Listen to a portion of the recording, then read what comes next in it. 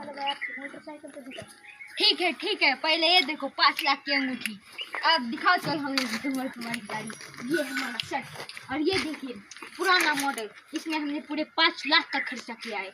आप यह देख सकते हैं, कैमरामैन जरा जूम करो, यह देख सकते हैं ये वॉल नहीं, ये गोल्ड का वॉल है और हमारे पास इतना पैसा है कि ये भी 25 तोले सोना की है। आप आगे चलिए, ये देखिए कैमरामैन इधर से आओ जरा। कैमरामैन क्या देख रहे हो मेरी शक्ल, ये दिखाओ गाड़ी। और ये देखो सोने का, इस पे हम सो भी सकते हैं। आप देख सकते हैं ये कितनी रेस है। और यह देखो आप जितना भगाओगे उतनी लाइट जलेगी। आप अगर आपने बहुत भगाई तो ये लाइट पीली हो गई। और ये देखो जितने भगाओगे उसे आंकड़े दिखते हैं। और इसकी नंबर प्लेट देखो, दुनिया में किधर नहीं, सिर्फ आप उनके यहाँ। और ये देखो सरप्राइज, बाप रे ये पूरा चांदी से बना। वाह, बस मिलते हैं अपनी अगली वीडियो में।